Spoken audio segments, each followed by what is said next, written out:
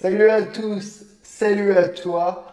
Aujourd'hui, on va voir et comprendre l'art du ralenti. Alors cette vidéo aujourd'hui, elle va peut-être être un petit peu plus pour les vidéastes que pour les cinéastes parce que voilà, le ralenti, autant en vidéo il est très utilisé, autant en fiction ça peut rapidement devenir un petit peu kitsch. Mais même si pour la fiction, il faut le prendre avec des pincettes, pour tout ce qui est clip, événementiel, même film corporate institutionnel, et bah ça rajoute grave du swag. Et du coup, ça devient une arme assez facile à utiliser pour le vidéaste pour faire des jolies images, même si évidemment faut pas que se reposer là-dessus. Et évidemment, il faut pas foirer son slow motion, il faut bien le faire, et c'est ce qu'on va voir dans cette vidéo. Parce que oui, faire un ralenti, c'est pas juste filmer une image, puis aller sur son logiciel de montage et mettre l'option ralenti, sinon ça peut faire des trucs cracra comme ça.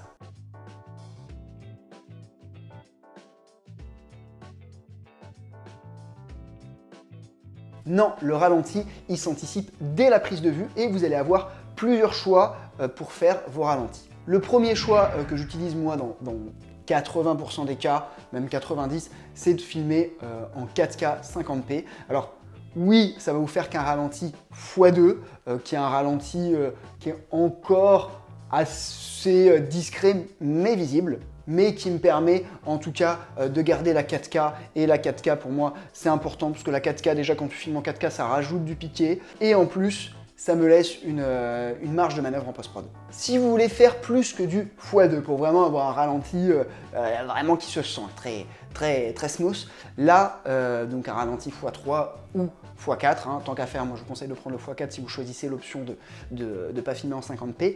Et pour ça il faudra passer pas directement dans le choix de fréquence d'image de l'appareil quand tu choisis ton codec et tout ça, mais passer par une option. Alors, sur le GH5, c'est cadence variable, sur la FS7, c'est SNQ Motion.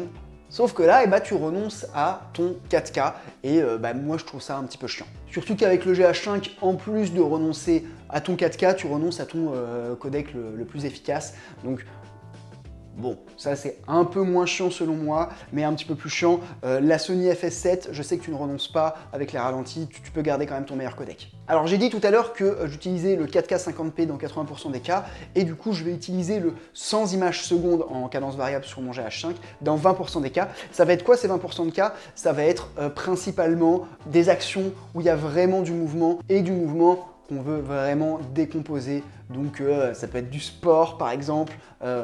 Moi, j'ai fait ça avec un chien qui courait. Voilà, quand tu as vraiment du mouvement et du mouvement assez rapide, ça peut être intéressant de passer de renoncer à son 4K pour passer en x4 en 100 images secondes. Après, il y a sûrement, je ne me suis pas amusé à chercher, mais des caméras qui proposent de faire du 100 images secondes et de rester en 4K. Mais bon, à mon avis, c'est des caméras dont ni toi ni moi n'avons le budget pour l'instant, malheureusement. Peut-être un jour, j'espère. Donc voilà, ce choix 4K 50p ou Full HD 100 images secondes, il n'y a pas de meilleur choix. Moi, j'ai des potes qui font des super vidéos et ils filment tout en 100 images secondes. Et c'est vrai que 100 images secondes, ça donne quand même un putain de ralenti, sachant que si tu accélères, tu peux revenir aux 25 images secondes ou en tout cas faire moins long que 100 images secondes. Moi, ce que je te conseille sur les tournages, en fait, c'est que tu peux assigner des boutons et faire des presets pour que ça soit rapide. Et comme ça, quand tu es en run and gun, par exemple, c'est souvent le cas où tu utiliseras du ralenti, moi, sur mon GH5, j'aurai que 2 molettes à pousser pour passer soit en 4K 50p, soit en Full HD 100 images secondes. Donc voilà, ça peut être une petite astuce si tu es un petit peu entre les deux. Autre point important pour le ralenti, ta vitesse d'obturation. Pour ta vitesse d'obturation, si on est au 1/50e quand on fait du 25 images secondes, et quand on fait du 50, on sera au 1 centième. Et si tu fais du 100 images secondes, et là, tu seras au 1/200e. Déjà, il ne faut jamais descendre plus bas, ça veut dire que si tu filmes à 25 images secondes, il ne faudra pas filmer au 1/25e. Si tu filmes à 50, il ne faudra pas filmer au 1/50e. Si tu filmes à 100, il ne faudra pas filmer au 1 centième. Toujours au minimum x2 de ta fréquence d'image. Après, généralement, le minimum est aussi la norme dans le sens où tu gardes un petit peu ce flux de bouger que notre œil a inconsciemment calqué, à l'habitude de voir dans les vidéos. Après, si tu veux moins de flux de bouger, il suffit juste de monter un petit peu, plutôt de descendre encore un 3 centième ou un 5 centième pour que ton obturateur soit moins long et du coup que tu aies des images un petit peu plus fluides.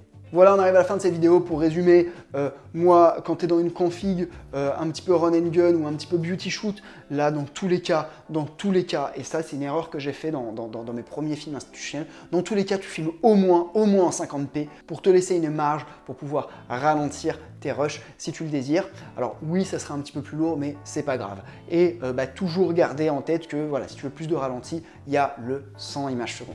J'espère que la vidéo t'a plu. Si c'est le cas, un petit pouce comme ça, parce que moi je suis content, j'ai le sourire jusqu'à là quand je vois tous les petits pouces s'accumuler. Le commentaire aussi, alors j'essaye de répondre à tout le monde, c'est pas toujours facile, j'ai pris un petit peu de retard, mais j'essaye encore. T'abonner aussi, c'est pas le cas, ça me fait super plaisir quand tu t'abonnes, parce que clairement c'est ça le leitmotiv qui moi me motive à continuer à sortir cette vidéo par semaine. Et puis aussi, si tu veux, je prévois à chaque fois des petits guides que tu peux télécharger. Et là, c'est le guide du vidéaste. Voilà, donc je te dis à très bientôt et on se retrouve dans une prochaine vidéo. Ciao!